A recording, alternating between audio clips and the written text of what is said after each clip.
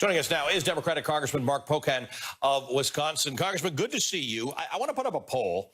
It's an NPR Ipsos poll, which shows what Americans think about evacuating Afghans who worked with the United States and resettling them in the United States. 69% support it, 19% oppose it. And again, 69% in support of something in this politicized environment is actually quite a big deal. There's no question amongst 69% at least of Americans, these folks helped us. They put themselves on the line. They're in danger. We need to evacuate them and bring them here. Absolutely, Ali. Thanks so much for having me here. We went there. It's a really well-run operation. By the weekend already, I think they're going to have some people going into communities throughout the country. And this is our obligation, and it's also our opportunity to thank people who protected our soldiers who were in Afghanistan for 20 years. They and their families now are out of any harm's way with the Taliban, and we're going to make sure that they're a part of this country.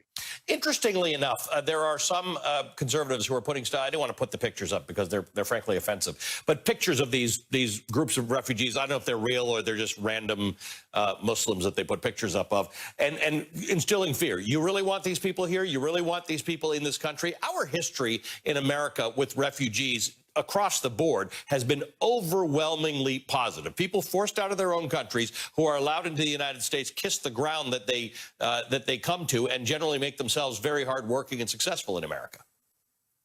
Yeah, no question. In fact, they've been really great at Fort McCoy. Nothing but great stories. They're getting vaccinated. In fact, on the COVID vaccine, out of near capacity, which the capacity is 13,000 people there, one person has turned down a COVID vaccine. Wouldn't you like to see that with the United States population? So, they're ready to be a part of this country. They served and protected our soldiers for many, many years. And any kind of rhetoric about whatever background they may have, we have to remember, if we want to ever be able to work with another country in a future situation, we're going to have to deliver. And I think right now this country certainly is lifting both its hands and hearts to those people. So those people you saw, the 12,000 people who were there, some or 12,000 people we've got here, you had some sense of how pleased they are to be in America. Did you get a chance to talk to any of them about what's going on back home and how they feel about the Taliban having taken over Afghanistan? No, we weren't allowed to talk to him directly. We did talk to one of the interpreters who shared some stories with us.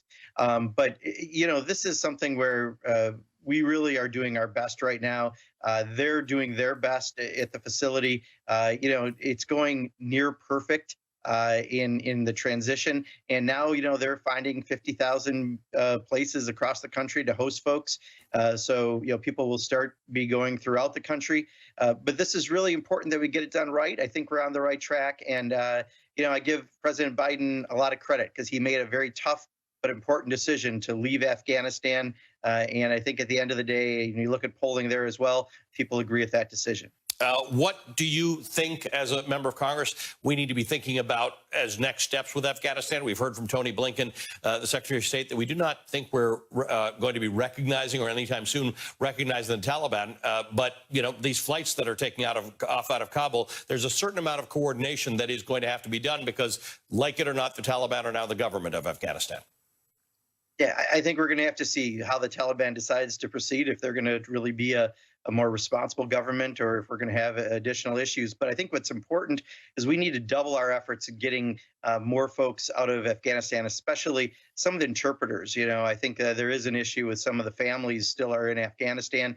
And since they're helping us with interpreting right now, we really have to do more to get those folks out. But again, I've been really impressed with the effort, despite the fact that the Taliban took over so quickly. I think Joe Biden got things done by August 31st, as he said, and we've got ourselves out of the situation. And I just hope that the next time someone decides they're going to go into a country that's very different than the United States, that they don't do what Dick Cheney and George Bush did, which is think that we're going to leave with a bunch of Dunkin' Donuts and Disneylands. That was never going to happen. And it's the right thing to get out of there. But let's make sure we pause next time someone looks at nation building in a country like this.